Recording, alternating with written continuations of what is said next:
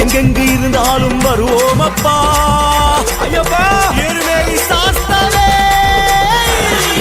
எங்கே அழைத்தாலும் வருவோம் அப்பா அங்கேயும் இங்கேயும் நீதானப்பா எங்கே அழைத்தாலும் வருவோம் அப்பா அங்கேயும் இங்கேயும் நீதானப்பா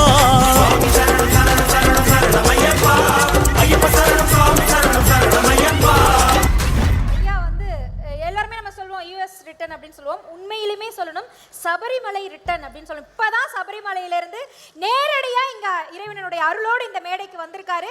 நான் ஆரம்பத்துல இருந்து சொல்லிட்டு இருக்கேன், இந்த மேடை தெய்வீக அருள் நிறைந்த மேடைன்னு. அதை நீங்க முழுமைத்துவம் படுத்திட்டீங்க. எல்லா இடங்களிலும் நீங்க நிறைய பாடல் கொடுக்குறீங்க. இருந்தாலும் முதல் மேடை, முதல் அனுபவம், முதல் பாடல், அதை பற்றி உங்களுக்கு நினைவுல இருந்ததுன்னா எங்களுக்காக கொஞ்சம். முதல் ரெக்கார்டிங் வந்து HMV ரகு அப்படின்னு சொல்லிட்டு சொல்லுவோம். அவர் HMVல சவுண்ட் இன்ஜினியராக இருந்தவர். அப்போது வீர விக்னேஸ்வரர் அப்படின்னு சொல்லிட்டு முதல்ல சென்னை மாநகரில் பிரம்மாண்டமான ஒரு விநாயகர் சிலையை பிரதிஷ்டை பண்ணாங்க திருவட்டீஸ்வரம்பட்டியில். அதற்காக ஒரு ஆல்பம், ஒரு கேசட் பண்ணுங்க. மெரினா கேஃப் முரளி தான் அதை ப்ரொடியூஸ் பண்ணது. அப்போது தேவநாராயணன், கவிஞர் தேவநாராயணன் அவர்கள் வரிகளிலே முதலில் உன்னை துதித்து எதையும் தொடங்கும் என்னை எதுதான் என்ன செய்யும் விநாயகா எதுதான் என்ன செய்யும். முதல் பாட்டு பிள்ளையாரோட பாட்டு. 92 நான் சொந்தமாக எங்களுடைய ஆச்சாரியன் ஸ்ரீமத் ராமானுஜர் உடையவர், அவரை பற்றி முதல் கேசட் சுப்பிரபாதம் வரதராஜன் அவர்கள் எழுதி எல் கிருஷ்ணன் அவர்கள் இசையமைத்து நான் கேசட் படிவில் முதல்ல 1991 அந்த கேசட் தான் முதல் கேசட்டு. அதுக்கப்புறம் அந்த குரலை கேட்டு சிம்பனி ரெக்கார்டிங் கம்பெனி ஸ்ரீஹரி, பாடகர் தயாரிப்பாளர் ஸ்ரீஹரி, அவர் என்னை வந்து 92 ஃபஸ்ட்டு ஒரு ஐயப்பன் ஆல்பம் பண்ணார், கல்லு முள்ளும் காலுக்கு மெத்தை. மிக பிரம்மாண்டமான ஹிட் அது. 1992 மோர் தேன் 1 lakh கேசட் விற்றுது. அதுக்கப்புறம் 1000 கண்ணுடையாள், நிறைய சூப்பர் டூப்பர் ஹிட் சாங்ஸு. 93 ரொம்ப கேப். நான் வந்து சின்ன வயசில் நிறைய சினிமா பாடல்கள் பாடிட்டு இருந்தேன். பெரிய கேப் விட்டு டிவோஷனல் வந்து 1993 அதுவும் ஆவணி வந்தது பொன்னிய சதுர்த்தி நாடும் பிறந்ததம்மா, அது பயங்கர ஹிட் ஆன ஒன்று. அதுக்கப்புறம் தான் பிக் ஸ்ட்ரீட்டில் திருவல்லிக்கேணியில் முதல் மேடை அமைத்து சுந்தரேச ஐயர் சாஸ்திரிகள் அவர் தான் முதல்ல திருப்பியும் மறந்து போனதை திருப்பியும் அது அன்னிலேருந்து ஆரம்பித்து இன்னி வரைக்கும் ஒரு அது 1000 அதெல்லாம் கவுண்டிங் வச்சுக்கல. ஐயா நீங்கள் எத்தனை தூரம் விட்டு விலகினாலும் இறை வந்து உங்களை விடாமல் இறுக்கி பிடிச்சிக்குது இல்லையா? அந்த ஐயப்பன் சார்ந்த ஒரு கேள்வியை என்னுடைய சகோதரி கேட்கணும்னு ஆசையாக ரொம்ப நேரமாக காத்துட்டு இருக்காங்க. கேளுங்க, சொல்லுங்க.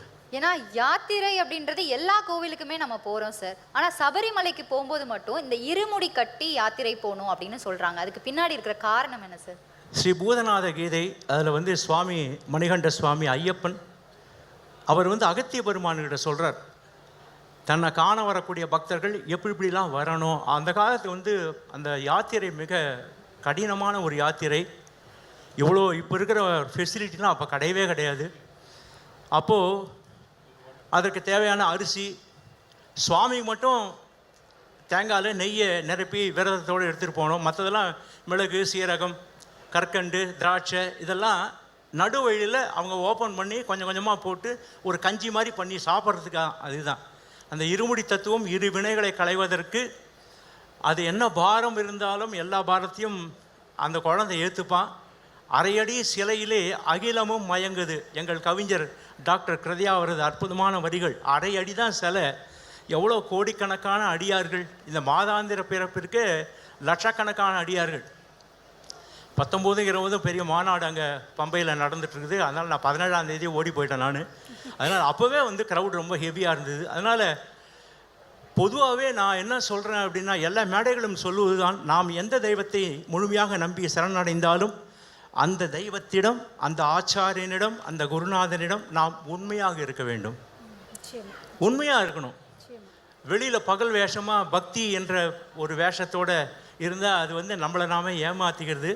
பூரண சரணாகதியோடு நாம் உண்மையாக இருந்தால் எந்த தெய்வமும் நம்மை கைவிடவே விடாது. கண்டிப்பா. அதே போலங்க ஐயா, வருடா வருடம் சபரிமலைக்கு செல்லக்கூடிய பக்தர்களுடைய எண்ணிக்கை அதிகரிச்சுக்கிட்டு தான் இருக்கு.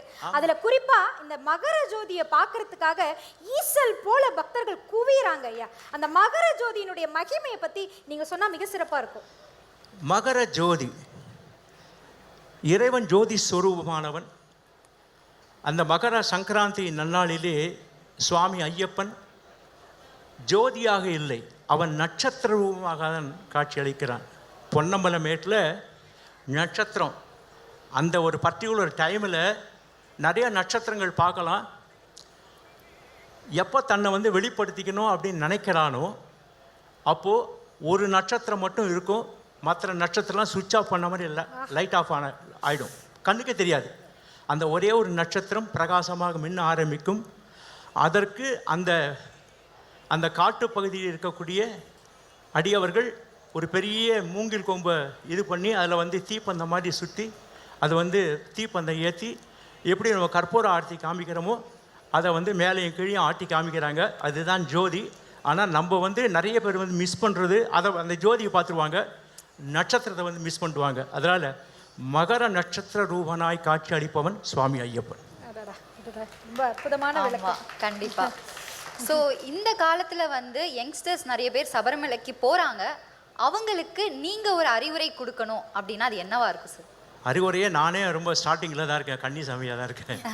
பட் இருந்தாலும் நான் ஏற்கனவே சொன்னது என்னன்னா, எப்படி ஆச்சாரியன் இருக்காரோ இந்த வழிபாட்டிற்கு ஒரு குருசுவாமி என்கின்ற ஒரு பெரிய ஸ்தானம் ஐயப்பன் கொடுத்துருக்கார்.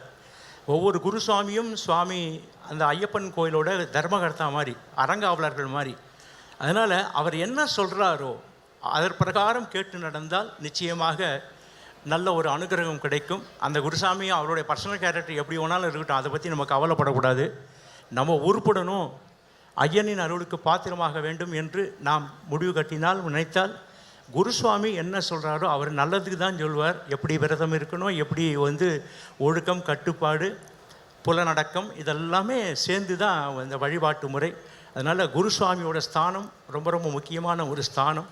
அதனால் இங்கே வந்து மதிப்புக்குரிய துஷ்யன் ஸ்ரீதர் அவருடைய உபன்யாசம்லாம் கேட்குறதுக்கு புண்ணியம் செய்திருக்கணும். அதனால் நம்மளுடைய பெரியவர் கார்த்தால ஜீ தமிழ் அந்த ஜோசியம் கேட்காத ஆட்களே கிடையாது உலகெங்கும்.